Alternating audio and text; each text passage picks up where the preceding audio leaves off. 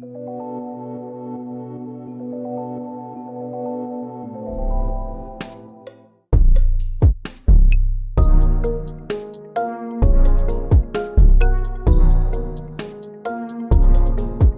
name is John Michael Purchase.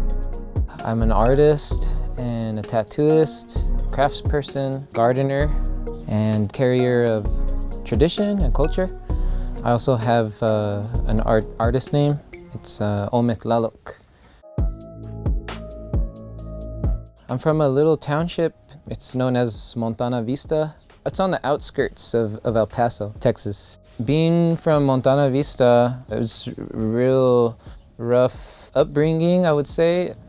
When I was a young boy, gang culture, it was really big in that time. And 90 to 100% of the population here in this neighborhood is Mexican. And so there's just this colonization story that has taken place and has put young men into this school to prison pipeline that we all know of. I chose that for my life from about 17 years old to about 27 years old. A good 10 years of my life, I was choosing drugs and alcohol and bad company.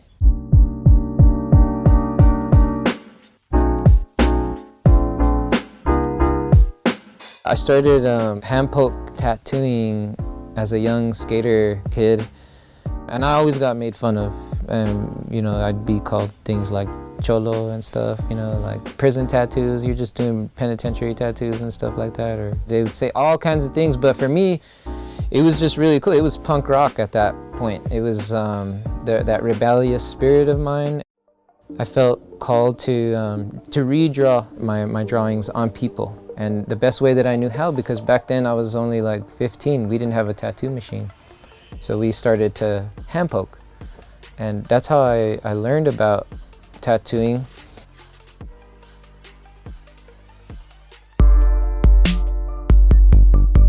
Getting out of street life, as I would call it, back when I was 26, 27, I hit my head one too many times.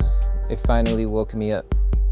I was facing myself with the mirror of suicide and violence and death, basically. That's what it took to change me.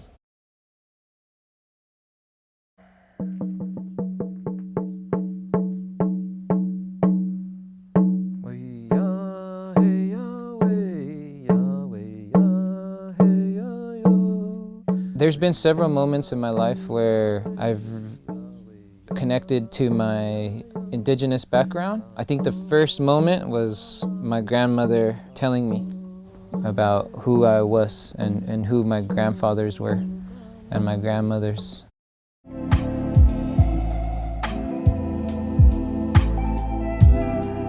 I researched about Indigenous tattooing because I had gone through my awakening, my remembering about who I was as an Indigenous person around 27 when I was having my fallout, and I really was looking for the spiritual significance of tattooing. And that curiosity of mine has led me to recreate some of these ceremonies and continue to use the hand poke technique. What I've learned about tattooing here in the Paso del Norte region, as I would call it, or the northern Chihuahua desert, this area was a 3-part intersectional spot that had the Plains people from the north, the Puebloan people from this entire region, and also Mesoamerican people that traveled from the south. Some of my teachers have taught me that we must return to the sacred sites and to go and to make our pagos to them and to remember who we are, to do the actual work.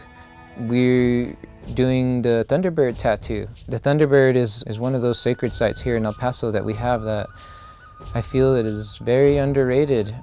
That symbol in the native tradition, the Thunderbird it's grand.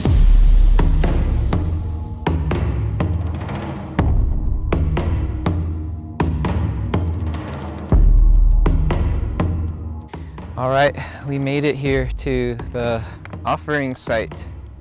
And right up there, that's where the Thunderbird is.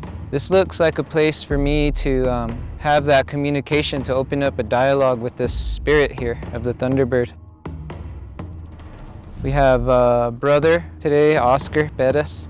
He's going to be receiving the tattoo inspired by this symbol. It's our main reason that we're here today.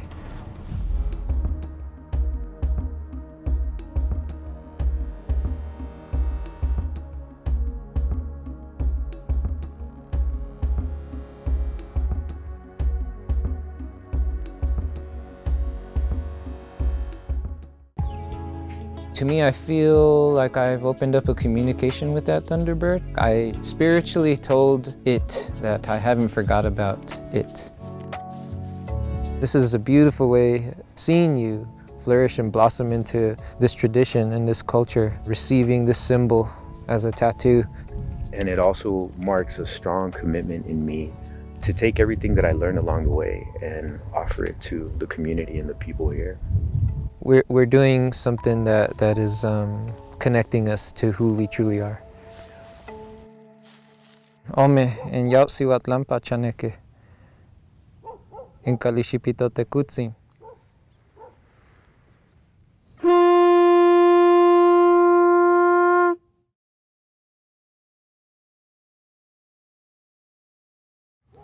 Yeah, en Huitzlampa Chaneque,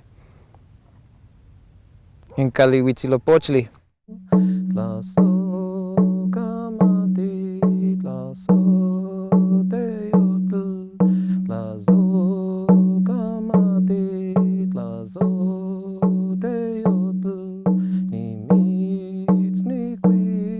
Over time, as I've integrated into the society that we live in, I've forgotten a lot of times in my life. I've had to remember about who I truly was. When I'm with ceremony, Indigenous ceremony, it reminds me about those lonely moments of despair, basically. It reminds me that this is what I need. This is what I was asking for. This is what I wanted the entire time. I'm grateful today because I'm fortunate to be here and happy to be sharing what I have to say.